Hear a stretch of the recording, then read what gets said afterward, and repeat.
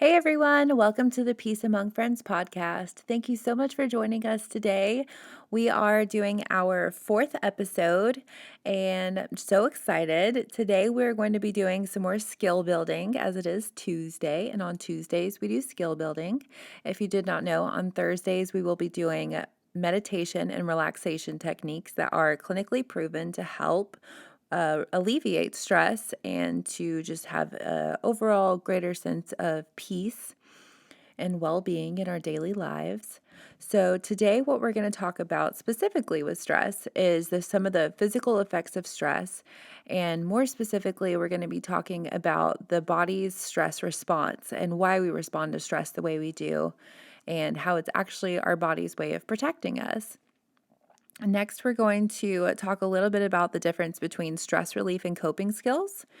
And after that, we're going to talk about some different ways that you can use these skills to alleviate stress. And then we're going to be doing our challenge response from last week, and you'll be getting a new challenge for today. So let's begin.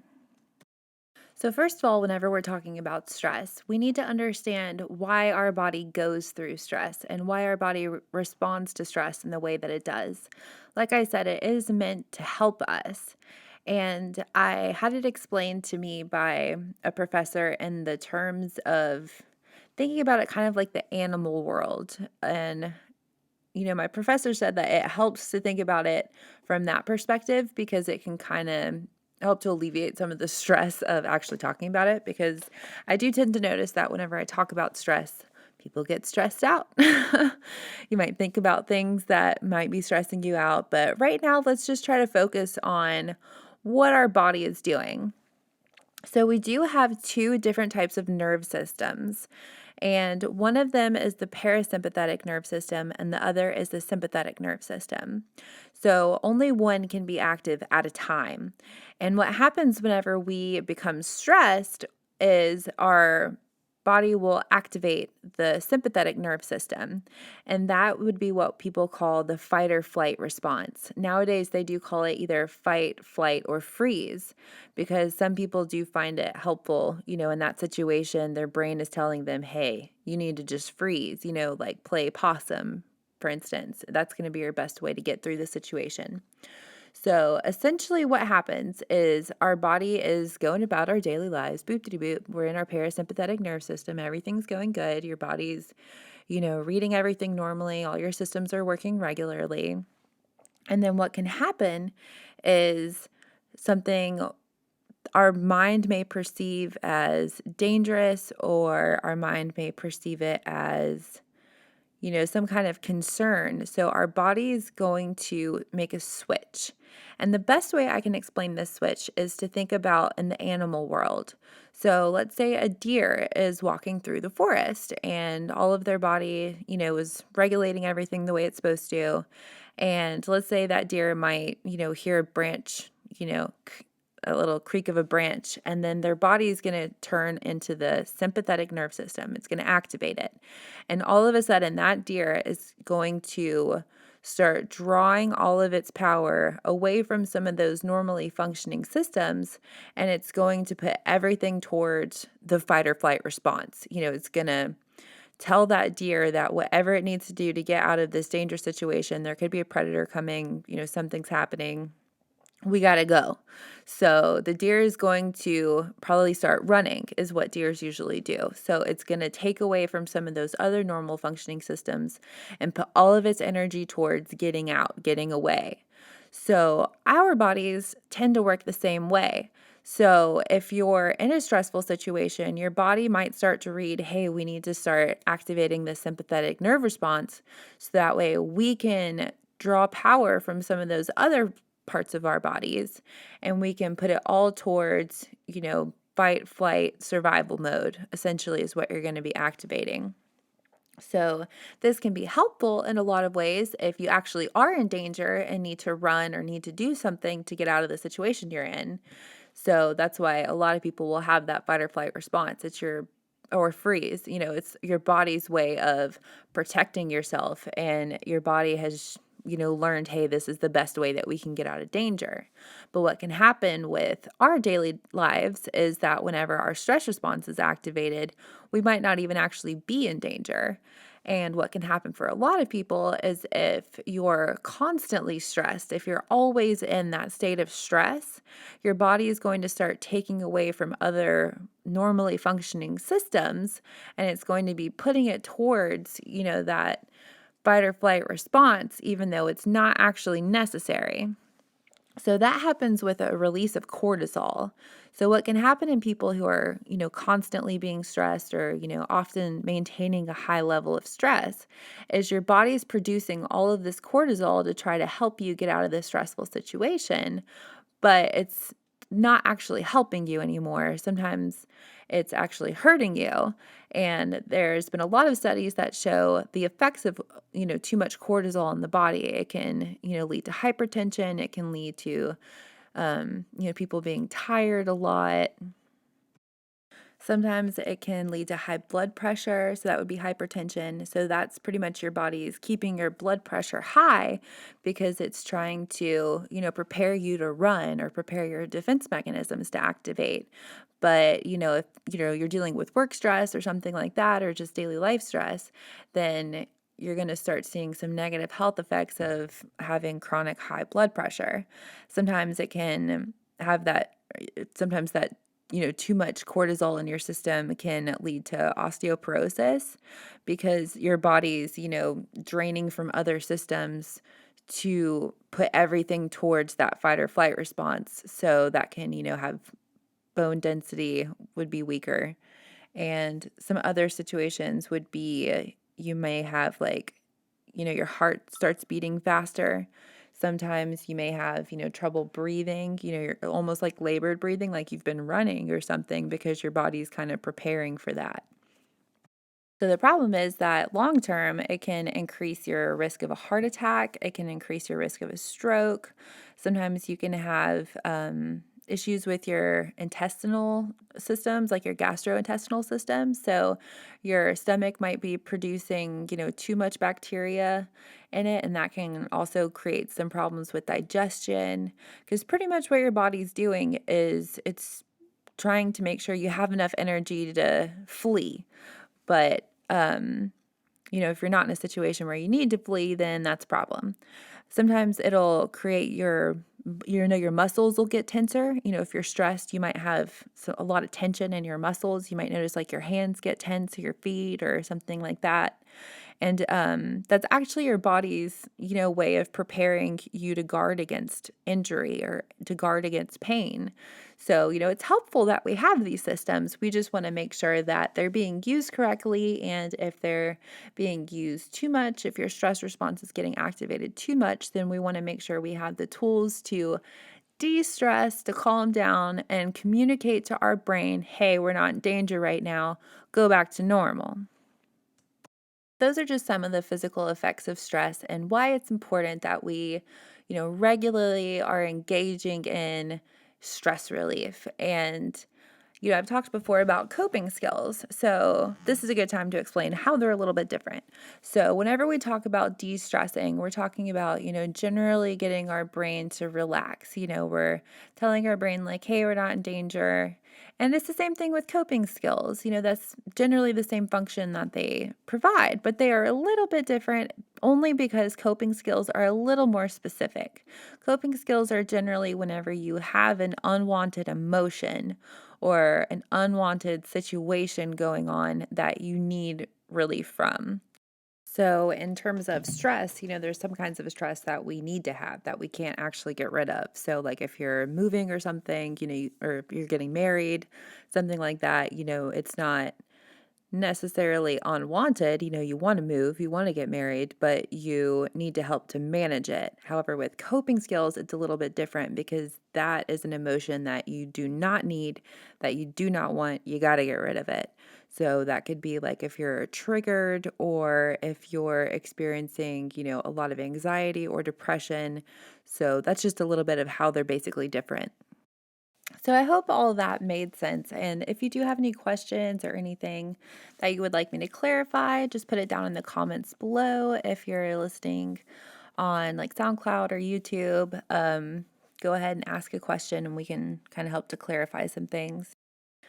And again, just to reiterate, stress isn't always a bad thing. Sometimes stress is just a natural part of life. Sometimes things are difficult and we have to work through them. So, our goal isn't necessarily to eliminate stress from our lives, it's to learn how to manage it better. They say that moving is one of the most stressful things you can do. And it really is. It is a pain. It is an absolute pain sometimes. And, it's still a necessary thing that we have to do. So, whenever we're looking at stress, we want to again make sure that we're looking at how to manage it. So, not just eliminate it. So, a good way to start is to think about the kinds of stress that you can control and the kinds of stress that you can't control. And generally, just making a list can be really helpful. Writing down some of the things that might be in your life, just kind of basic things like work, what kinds of things stress you out with that. Is it, income based? Is it, just your tasks at work? Is it dealing with people at work? So kind of be specific in what exactly stresses you out about work. And next, you would want to look at like your home life. What kind of stressors are there? And maybe relationships. So you would want to kind of look at all of those things and then put those into categories of what can I control and what can I not control. And the things that you can control, you'd want to think about some steps that you can take to maybe eliminate those.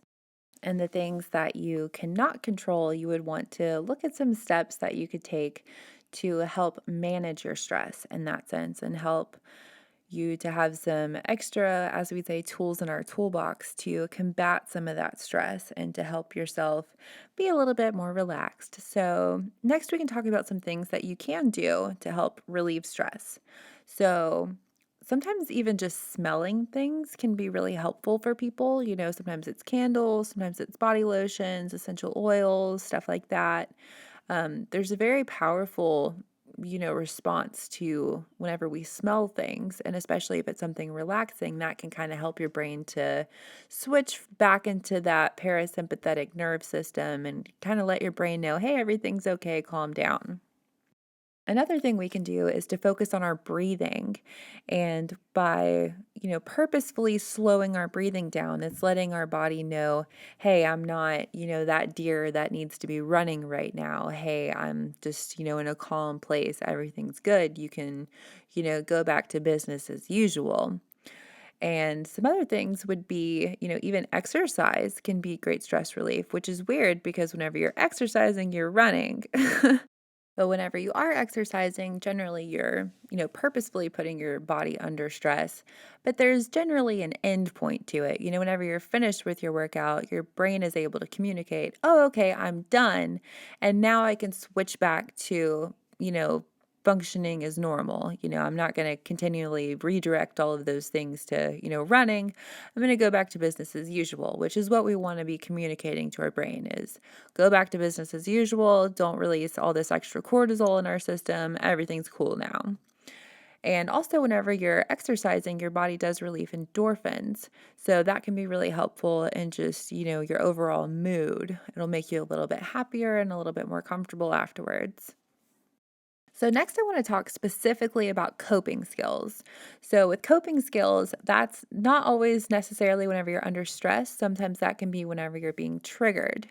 And I am going to have an entire episode just on, how our body responds to triggers, why we get triggered. And it's very similar to that whole animal analogy, but I'm going to go in a little bit more detail with it. But whenever we're using coping skills, it could not just be from stress. Sometimes it can be from, outside situations that our brain is perceiving as dangerous. So, if we're having like a panic attack or if we're, having some symptoms of depression or anxiety. So, if you notice that you're having some symptoms of depression, that could be like you're noticing that you're a lot more tired a lot. You might notice, you're not really wanting to do the same kinds of things that you normally would like to. You're not finding it as enjoyable. And that has to do with that same parasympathetic, sympathetic nerve system. So, what you would want to do then is the same kind of concept is you want to activate that parasympathetic nerve system. And one of my, favorite ways to do that is through laughter. Generally, whenever you laugh, it kind of immediately activates that other switch. So, if you ever notice like you're really angry about something, you might be really mad at someone, and then just all of a sudden, you make a joke and you both start laughing, and it's like all of a sudden you're not angry anymore. That's kind of how it works, is you're feeling that switch go off.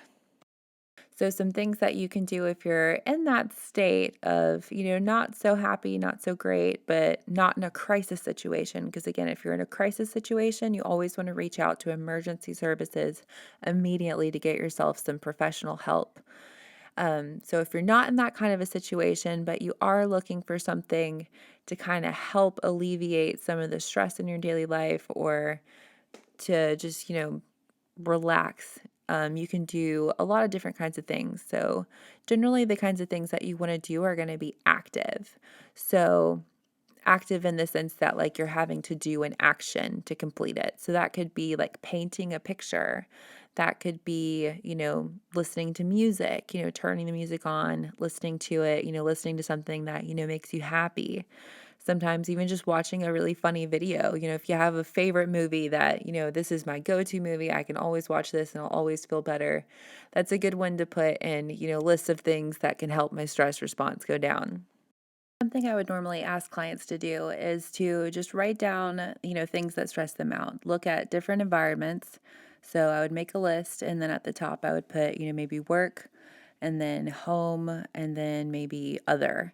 And then underneath that, put in categories, what are the stresses in each of these places? So at work, it might be, some deadlines you have coming up. It might be just, general stress with your coworkers, or maybe issues with your boss, just the general type of work you do might be stressful. And then you would go to home. So, what are some of the things that might be a source of stress at home? Do you have kids? Because that's going to be a lot of extra work you're going to have to do. Even if you enjoy it, it's still something that can cause a lot of extra stress. If you have pets to take care of, if, just cleaning is always a source of stress for me. Um, and then you could look at, other kinds of stress that you have, and then, try and be detailed in your list, and then look at some of the things that you can control, and then look at some of the things that you can't control. So after that, you would start brainstorming ways to maybe eliminate some of the stress if you can, or to decrease it if you can. And then you would look at some of the ways that you can manage the stress that you cannot eliminate. So, after you make your list, a good thing to do is to prioritize some of your responsibilities. So, what are the, you know, quick things that you can do? What are some of the things that don't take a lot of time, that maybe you may have some, issues overthinking them, just okay, I could do this in 5 minutes and it won't stress me out anymore. Let's just go ahead and get that done. Another thing you can do is to just focus on the basics. Sometimes we can get in a bad cycle where, we're so stressed out about some of the big things that we start maybe neglecting some of the smaller things, like our dishes might start piling up, laundry. You may not feel like you can even take a shower that day because you just have so many things going on in your head. So, a good way to do that would be, take that second and say, hey, what are some of the basic things I can do right now? Like, let me take a shower. Let me, just get a couple of these messes picked up. And that can kind of help make your to-do list a little bit more manageable. Another thing is to not put all of your eggs in one basket, as they would say. So sometimes people are really overwhelmed with just one aspect of their, stress in life. Like, so for instance, if you're looking at your list from, your work stress, you might look at it and say, hey, okay, so, I don't really have much stress at home. I don't really have much stress outside of work. So, really, this is my primary thing of stress. So, you want to kind of create some boundaries for yourself, and mental boundaries, I'd say.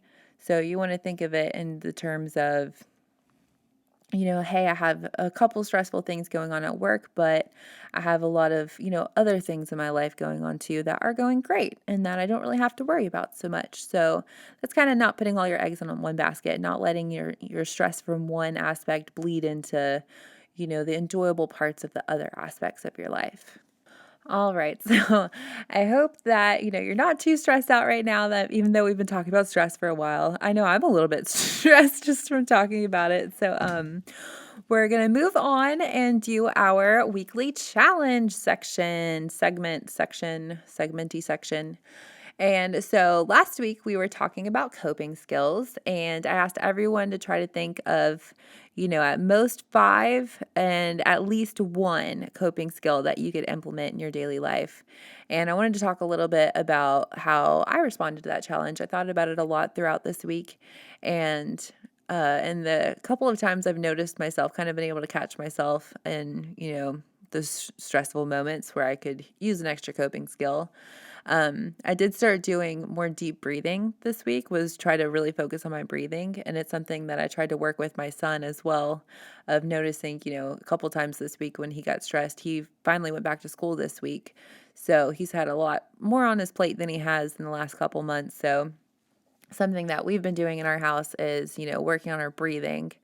And that's really helped me a lot. A second coping skill I started doing is it really has been doing the meditation podcast. It's been really relaxing. I've really enjoyed it. Even just facilitating that, kind of helps me just to relax. And then listening back to it, I'll do the meditation exercise with it. And that's really helped my, stress response go down. Last week we did the body scan technique, and I've been trying to do that, throughout my day of just kind of checking in. And if you'd like to listen to that, it's already up. It's episode number 3, the body scan. And it's a great exercise to just kind of get in touch with what you're feeling inside your body and kind of connect yourself more wholly. So what we're going to have as our challenge for this week is to try to look at some ways that you can either eliminate or some ways that you can cope with stress better. So that might be, doing some stress relieving techniques, or it could be, hey, I found this really cool way that I could, look at this stressful situation and eliminate some of that stress. So if y'all have anything that you'd like to share, please put it down in the comments below. I'm sure a lot of people could find it helpful. I definitely would. And I really would enjoy seeing what you guys come up with. And I just want to say thank you so much for joining me today. And just thank you to yourself as well. Give yourself a big, pat on the back. And I congratulate you for taking these steps to work on your mental wellness and well being. And just thank you so much for joining us today. And on Thursday, we will be doing our next meditation exercise. And this week it is on finding your happy place. So if that's something that you're interested in, come see us on Thursday. It will be episode number 5, and we look forward to seeing you then. I hope you all have a great day. Please take care of yourselves, and we'll see you next time.